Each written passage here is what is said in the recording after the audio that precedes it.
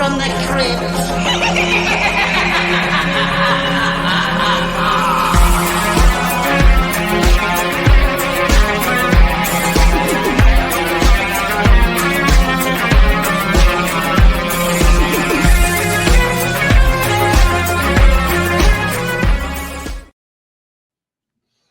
Hello, boils and ghouls. Welcome to episode 158 of Dads from the Crypt.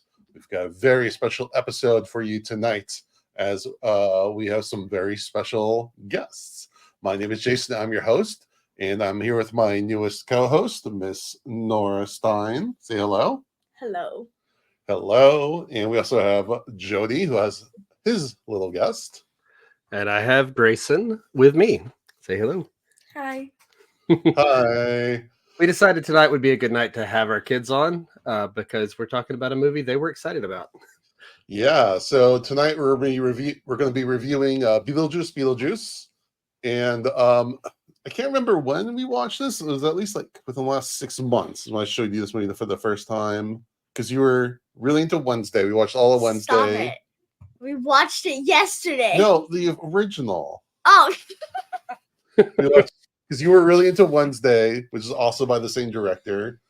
And I was like, oh, I think you might like Beetlejuice. And you loved it. And then once you saw there's a sequel coming out, you've been talking about it every day for at least 6 months. At least. It felt like a year. Exactly. So I knew. Actually, now I think about it, I think it was a year. It might have been around a year. Either way, I figured it'd be the perfect movie. It's probably the first spooky movie I've taken you to see in the theater. So figured it'd be great to have you on. Grayson, when did you first see Beetlejuice? The original. Like 3-ish years ago? Yeah, probably about 3 years ago. Mm-hmm. It was one of our gateway intro spooky movies, you know. Mm-hmm. But now now she's seen all the Scream movies too. So yeah, Nora's not quite ready for that level. That's fine. We're a little time. All right. Before we get into it, though, I have an announcement. As I've talked about on the show before, I worked on a documentary about Mike Vosberg, who did all of the artwork for all of the intros for Tales from the Crypt, and the documentary is going to be premiering at LA Comic-Con, which is the first weekend in October. I'll be screening in one of the large auditoriums at noon on that Saturday. So if you want to see it, come to LA Comic-Con and come say hi. We'll be doing a Q&A afterwards if anyone actually stays. So I'm very excited, nervous for people to see this, but I'm honored to have it screened at LA Comic-Con. So it's very, very cool. All right. Well, again, tonight we're talking Beetlejuice Beetlejuice. Jody, why don't you give us a plot synopsis? All right. So we watched this the night it came out on Thursday night. We're recording on Sunday. So I'm going to have to rely on Wikipedia to help me keep up with all the plot points. Because let me tell you, this movie has a whole lot of plot in it. Mm-hmm. More plot than it knows what to do with, really. But that's okay. It's still lots of fun. All right. So Lydia, our hero from the first movie, is now 36 years older than she was in that movie. She is the host of a supernatural talk show called Ghost House, and it is run by her producer boyfriend, Rory. During one of the tapings of the segment, she sees Beetlejuice in the audience and kind of freaks out and has to leave. Right after that, though, Delia, Lydia's stepmother, again from the first movie, calls her and tells her that her father, Charles, was in a plane crash in the South Pacific, and he survived it okay, but then he had his head bitten off by a shark minutes later. So they are on their way to Winter River, which is the location of the first movie, to have funeral there. They pick up Lydia's estranged daughter, Astrid, from boarding school. And then following the funeral, literally during like the wake time, Rory proposes to Lydia and she reluctantly accepts, and Astrid gets upset and runs off to meet Jeremy, who or she runs off and runs through a fence and runs into a tree and meets a boy in a tree house named Jeremy. And they kind of hit it off and start talking to each other. And she comes back another time and hangs out with him, and they make plans to get together on Halloween. Boy, this Wikipedia, it gets right down to the bones and leaves out a ton of stuff. I forgot to mention, there was a lady that was made up of parts that sewed or stapled herself together early on in the movie. Like first scene, all of her various parts went back together, and she stapled her face together. She appears from time to time in this movie. Just right, Monica Bellucci. Yeah, Bellucci. Yeah, there's from that point on, she just kind of makes occasional appearances as Beetlejuice's ex-wife, who is stalking him and trying to find him. But on Halloween, Astrid learns that Jeremy is a ghost who is trying to return to life. He promises Astrid that she can reunite with her father, who disappeared in the Amazon 2 years earlier, if she assists him and goes into the netherworld. The two enter the afterlife after Astrid recites an incantation from the Handbook for the Recently Deceased. But then Lydia finds out that that the house where she dropped off Astrid is known locally as the murder house, because Jeremy is not an innocent ghost who fell out of a tree. He is a ghost who fell out of a tree after killing his parents. And so he's obviously up to bad stuff when he's taking Astrid into the netherworld. And we find out that his whole plot is to switch places with her so that he comes back to life and she gets on the soul train, which we'll talk about that more in a moment. Meanwhile, Lydia, trying to save her, calls on Beetlejuice, because that's the only person that she can think of who has any connection to the afterlife, and says, will you help me? And he says, yes, I will help you, but you have to marry me, and that will bring me into the mortal world, and then I don't have to be followed by my ex-wife and murderer wife, Dolores, who stapled herself together earlier in the movie. This is like the first paragraph of the Wikipedia. Yeah, okay. I think, you can wrap it up. Okay. She says, yes, I will marry you. And they go into the afterlife, and there's a train station, and because they're trying to board the soul train, which takes you to the eternal resting place. And the soul train really is exactly what you think it is. It's like the show Soul Train, and everyone's dancing, and there's a bunch of dead people, and it's all netherworld stuff that you expect from Beetlejuice, and twisty hallways and weird characters, and a burned up Santa Claus, and the recently deceased Charles walking around with a big chunk taken out of him, which I have my theories as to why that is. But yeah, and Beetlejuice stuff happens. There's singing, there's sandworms, all the stuff, all the Beetlejuice. That's enough plot. Yeah, I'm not gonna have to spoil it all yet. It just came out this weekend. Yeah. All right, Grayson, tell us what you thought about this movie. What did you like? What did you not like? I liked when they saw their dad after he helped them from the sandworm after they fell. Mm-hmm.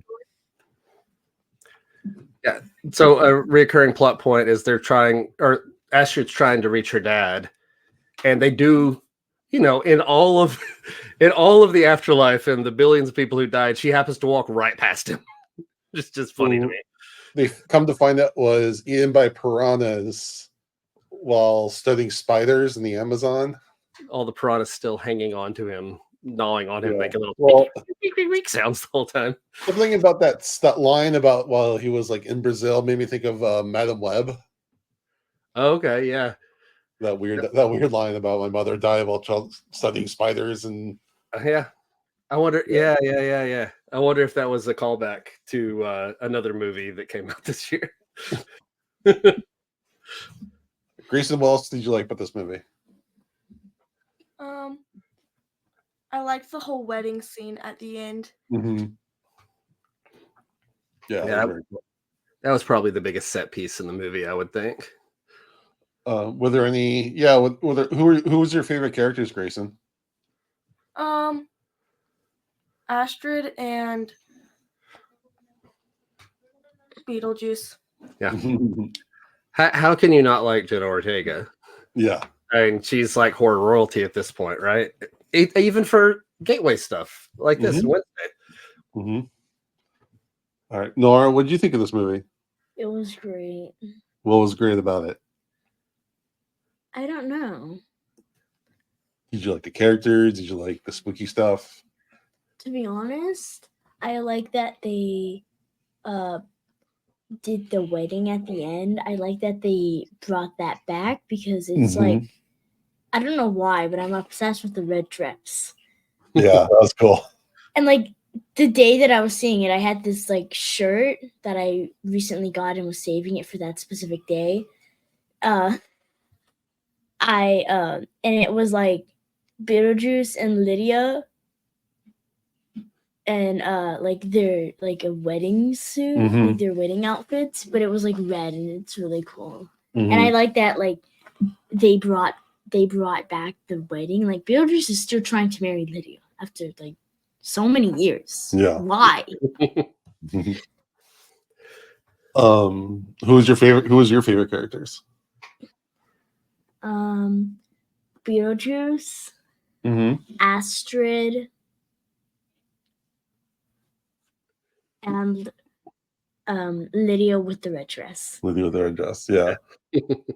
No, the Lydia. Was Just it, the red dress Lydia. okay, just red dress. Okay, so if I'm gonna buy you a NECA figure, it's only the red dress Lydia NECA figure. Yes. Because you know they're gonna come out with like all different outfits. Were there any parts you thought were scary? No. Not at all. Did you? I do also like when the bride gets eaten by a sandworm. Dolores. Like there's one other person that's like standing right near Dolores, and do they also get eaten by? I think Rory gets eaten too. Yeah, Rory definitely gets eaten too. Yeah, because it turns out he was conning Lydia. Right. Yeah, we're fully in spoiler territory, by the way. So, Oh yeah, I mean, you're listening to a podcast about a movie, like it's spoilers. You gotta have right. it. Did you guess that there was something wrong with the boy, Jeremy? Honestly, no at the time.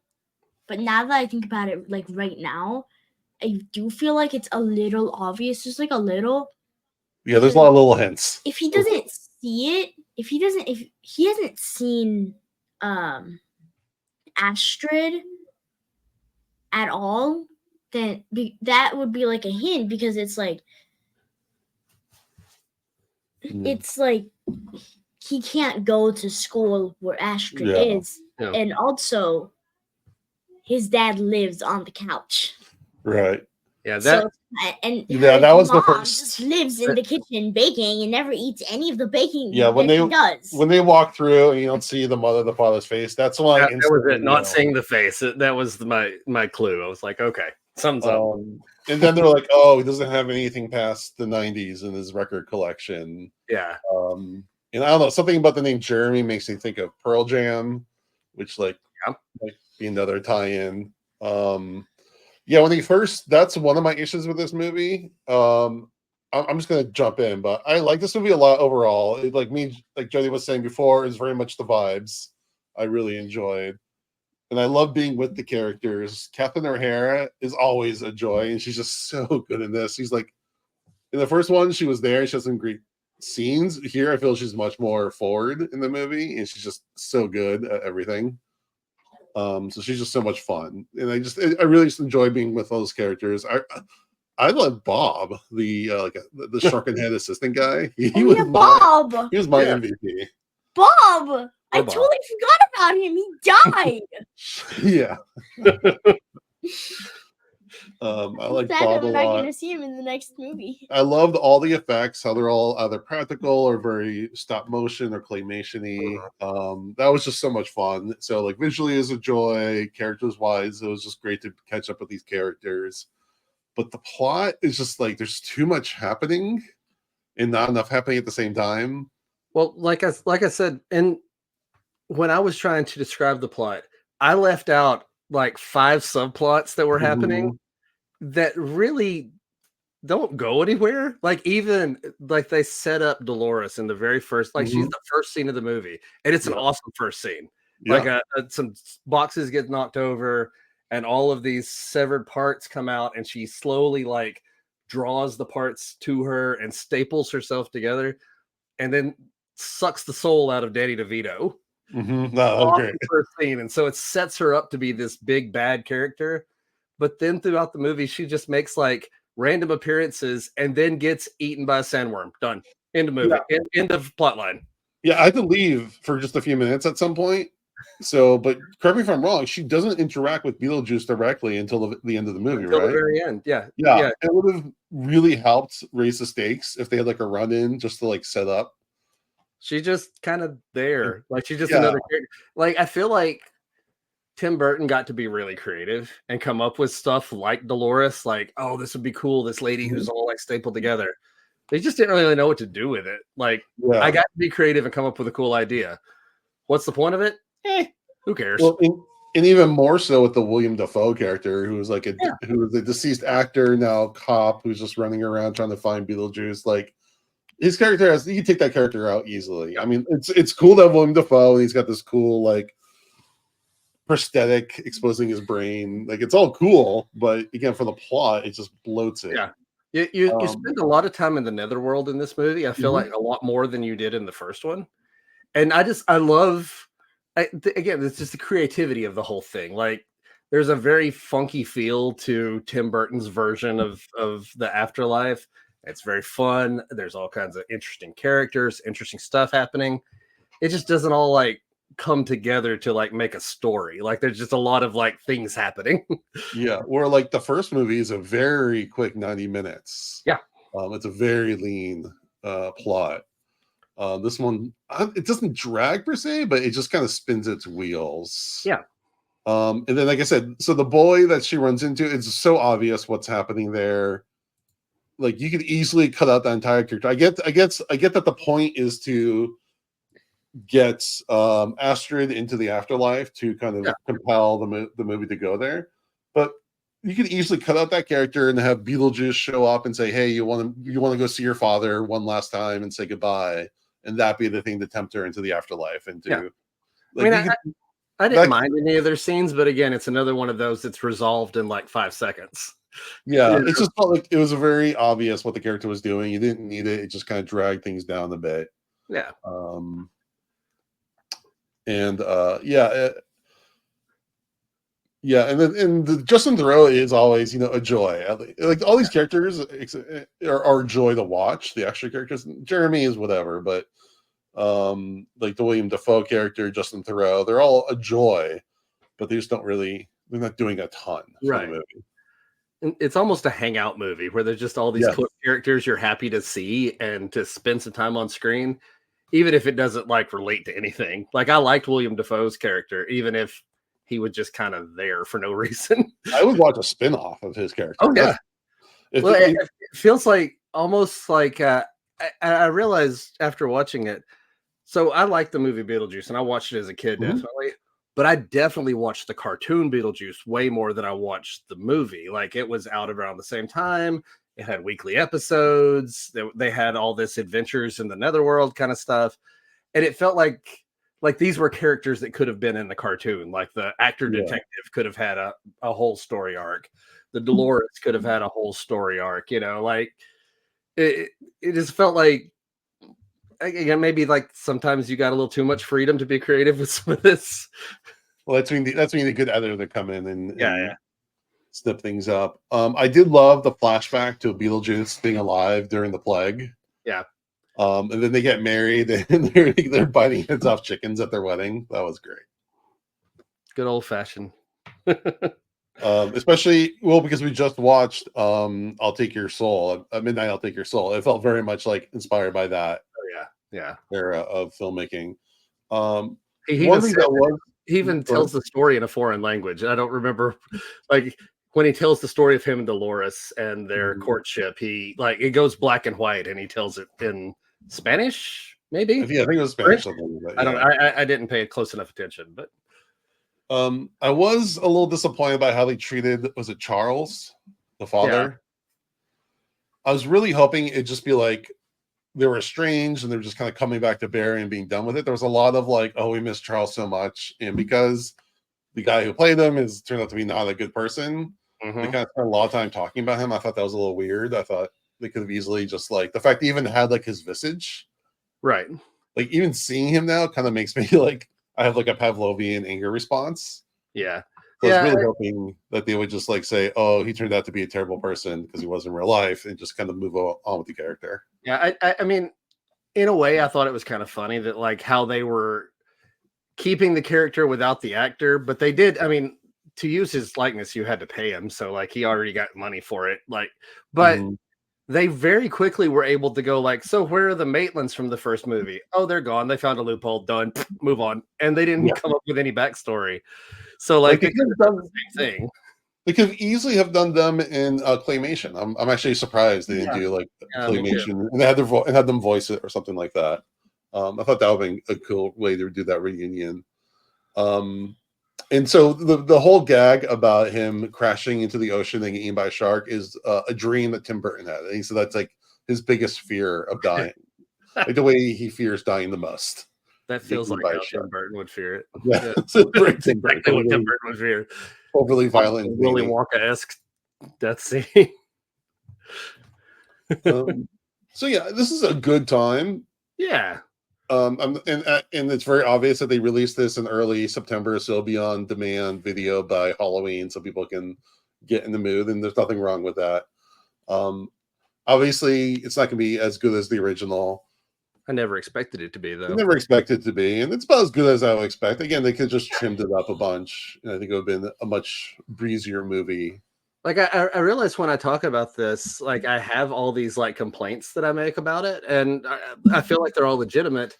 But at the end of the day, I had a good time with it. Like, yeah, no, I'm not disparaging. Like it's not a movie that it's not flawless at all. It's very flawed in a lot of ways, but it's still fun. Like again, if you can kind of get on its goofy, silly wavelength and just go with it, then you're probably gonna have a decent time. I did.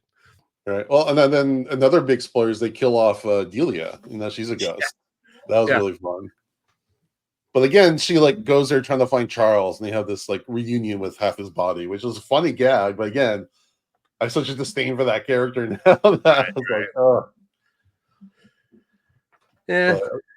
But I don't know if maybe he felt like he had to like. Maybe he thought he was adding some heart to it by like having that connection or whatever, but I never felt like, even in the first movie, like were they close? I've never seen that close. Like, so it'd be really easy for her to be like, "Oh, we got divorced," or whatever. I don't know, or like write off the character completely. But yeah, seeing Delia in the afterlife was really funny, and Catherine Hare is great. I love the bit where they're like, "Well, you know, your art's going to go up in value now." She's like, "Oh, yeah." Because it made me think of there's a Schitt's Creek episode where someone mistakenly puts her obituary online, and she keeps trying to see how many people are like, is she's trending or how many people are tweeting about it.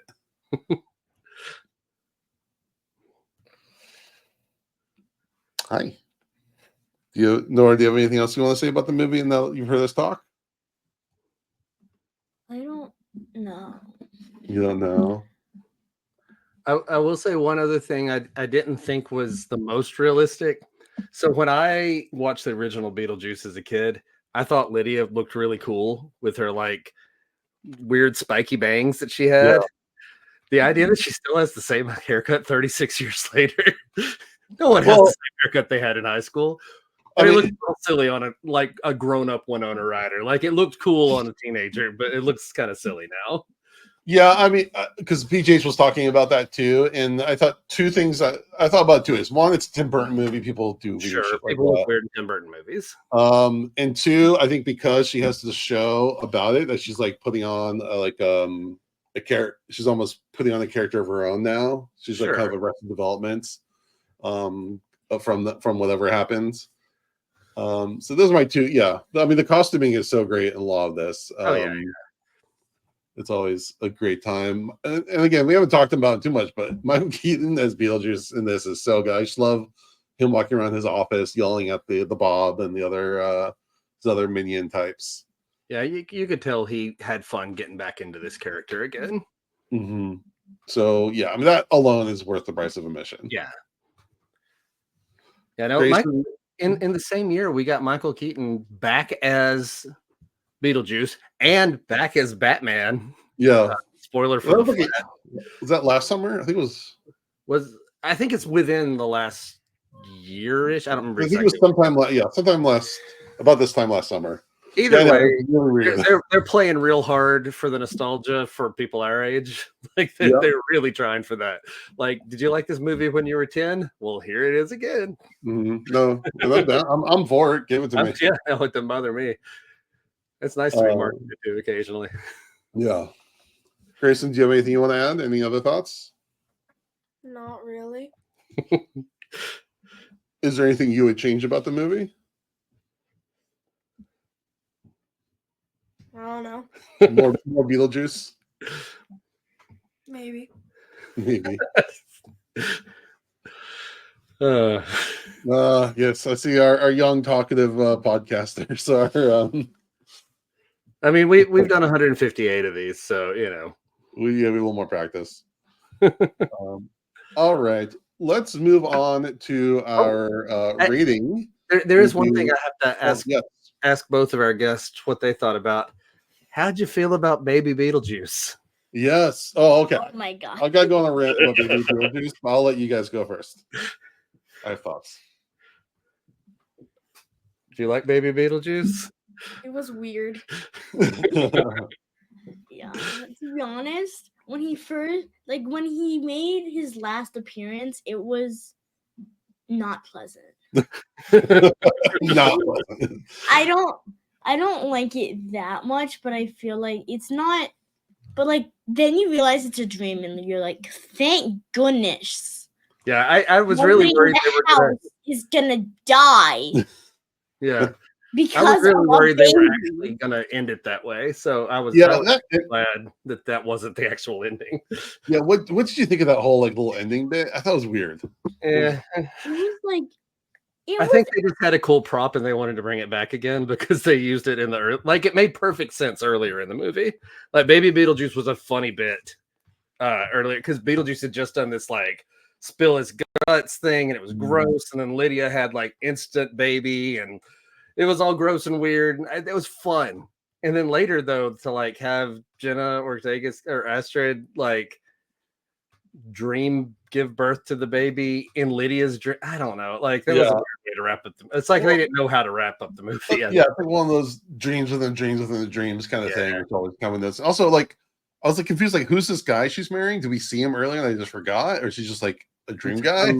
I think it was just a dude who would wear a costume to go to like. Were they at the Tower of? They were Dracula's castle. That's right. They were doing the stuff that her dad had wanted to do with her. Yeah. And so it's just like, hey, I found a dude like me who would wear a costume to this, I guess. Like, yeah, and then suddenly they're married. Suddenly she's pregnant. I'm like, what is? It was a little too cutesy. Yeah, I did like Baby Beetlejuice though. At least the first appearance of him, it was fun. Then my beef with people with Beetlejuice is that freaking NECA on their Instagram posted pictures of their doll or figure, whatever it is, on like Saturday, maybe it might have been Friday night. I'm like, at least give it the weekend for people to see it. Yeah, I was really annoyed. Of course, that's a whole separate marketing thing than what's actually happening with the movie too. They're just trying to sell stuff. So yeah, I get it, and I'd already seen it, so I guess it's a little bit different. But no, and a lot of people, because I made a comment. I don't usually make a comment about these kind of things, but I was mad, so I made a comment, and a lot of other people were making similar comments. So it wasn't just me. No, I saw other people upset about it, but like I get both sides of it, I guess. give us the weekend. I don't know. Yeah. It was annoying. It wasn't as pivotal to the plot as I thought. I was hoping it wasn't. Right. However you want to say that. At least it was a spoiler, but at least it wasn't like a major part of the movie.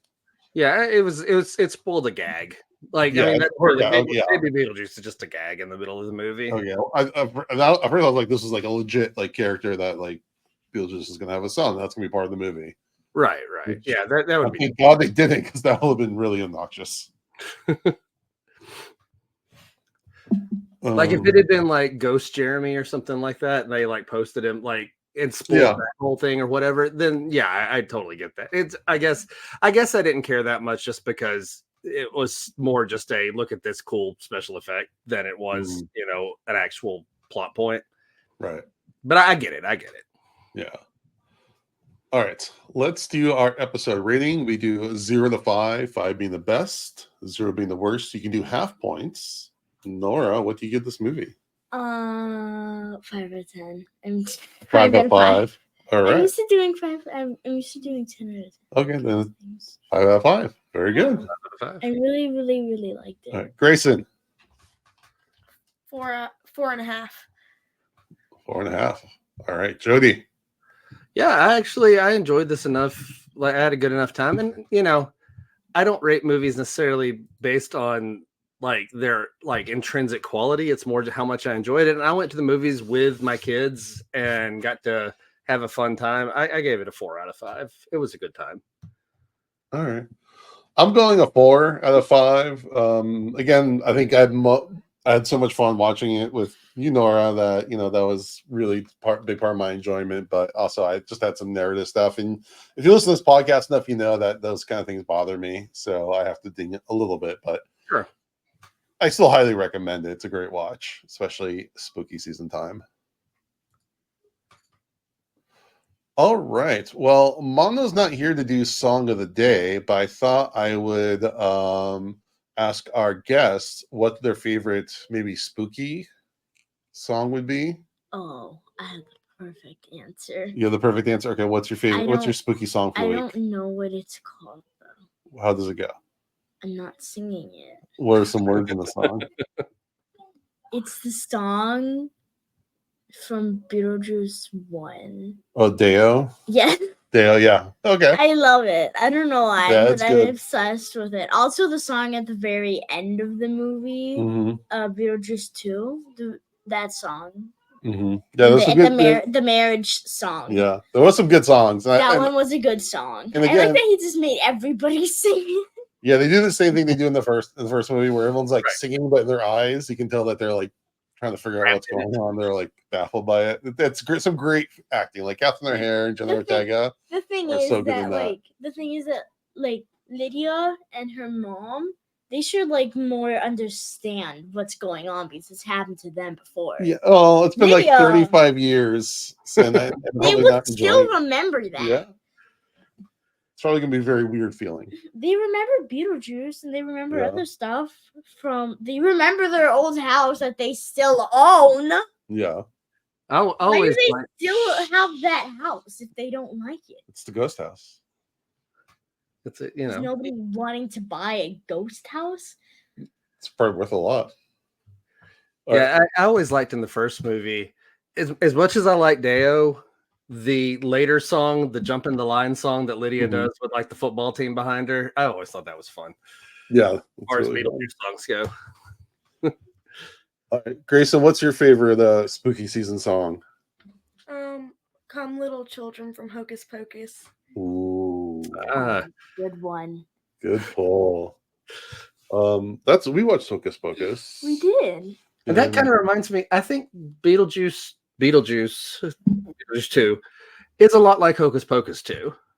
Mm-hmm. Like it has several nostalgic callbacks, but I don't feel like it's just that, like I would have been annoyed if all of this movie had been just like, hey, remember that? Hey, remember that? Hey, but it was a little bit of that, but not like too much of it, I don't think. And I felt the same way about Hocus Pocus 2. It was a fun time. Not perfect, but it's a good spooky season movie. Like it's a good Halloween movie to throw on. For sure. All right, Jody, you have any horror news for us? Not a whole lot is happening right now. I did see. So we've got a trailer for. Is it the Wolfman? Is that what they're calling it now? Yeah, it's like a teaser for. Is it James Wan? Mm-hmm. who also did the Invisible Man. He's now doing the Wolfman. Yeah, it's a fun teaser. It doesn't really give away much, but does give the vibe. It looks scary. It looks legit scary, which Wolfman movies haven't really scared me since I was a kid. So I'm kind of looking forward to that. Yeah, I'm looking forward to that. We also got a trailer for Smile 2.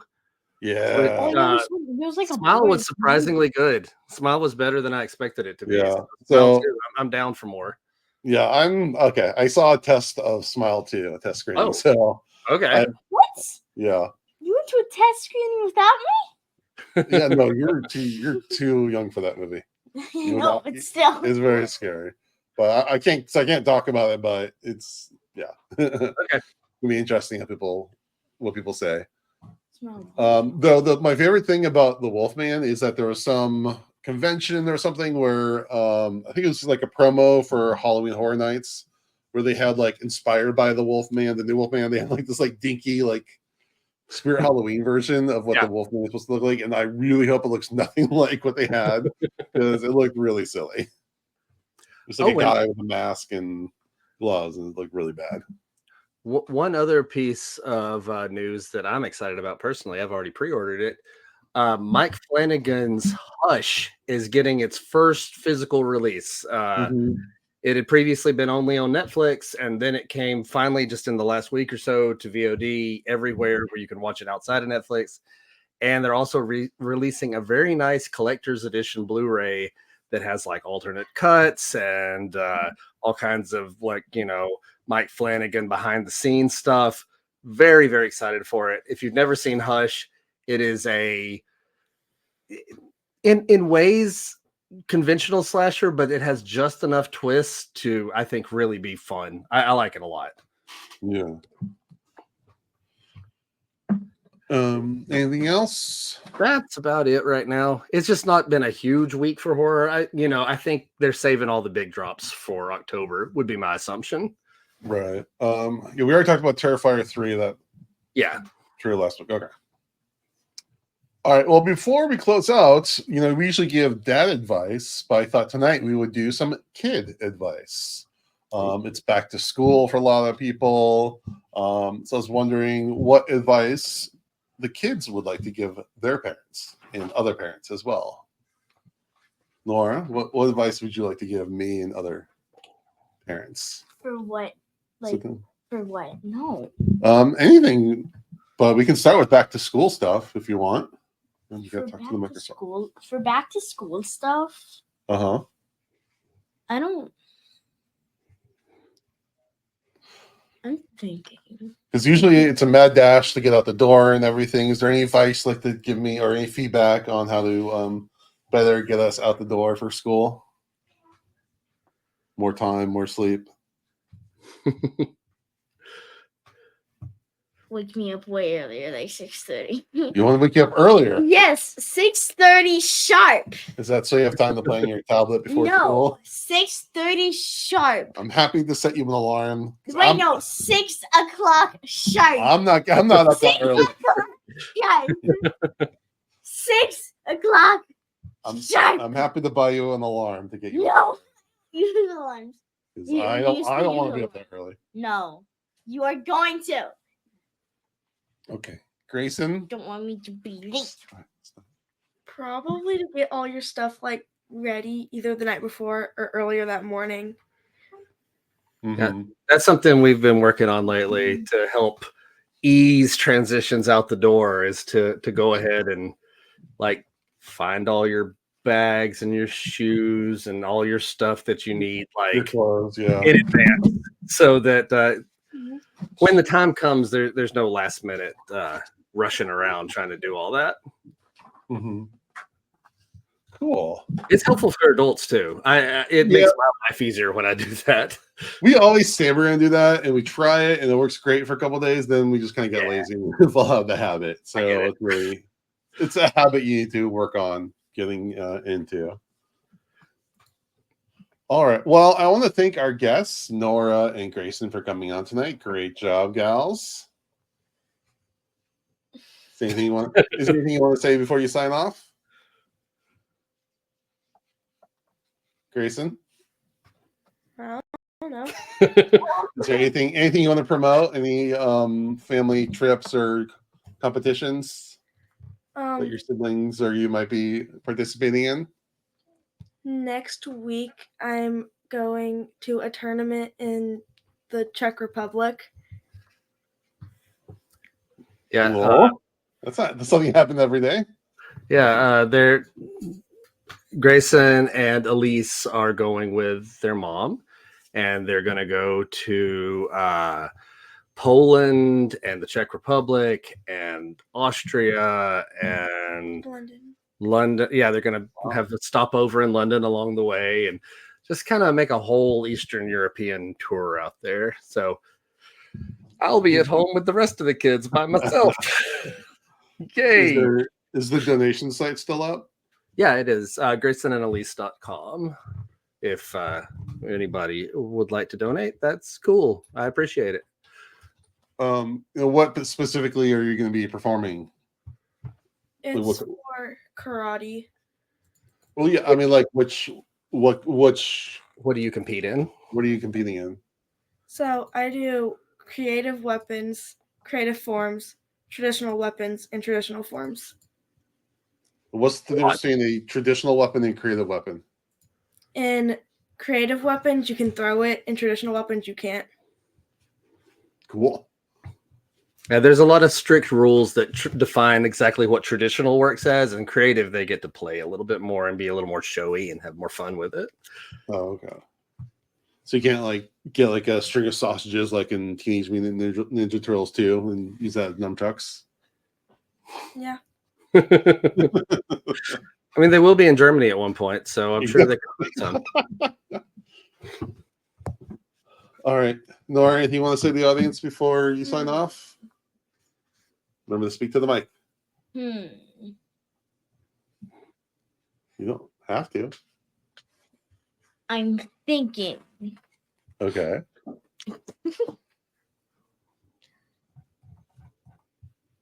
You can just say thank you for having me on your show. What? You can just say thank you for having me on the show. No.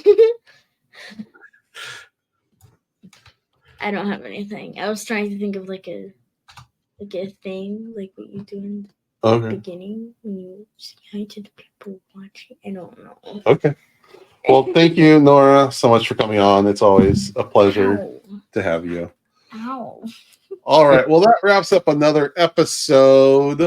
Next week, we're going to be doing another staff pick. We appreciate everyone for listening. We would really appreciate if you give us a rating review on iTunes, a rating on Spotify. Check out our YouTube for videos of these podcasts. And don't forget to check us out on Dads from the Crypt Talk on TikTok. With that, we thank you for listening to Dads from the Crypt. Bye-bye. Follow Dads from the Crypt on Facebook, Twitter, and Instagram, or I will follow you to the grave. No, seriously, you really should watch. But be careful what you ask for. You may get it.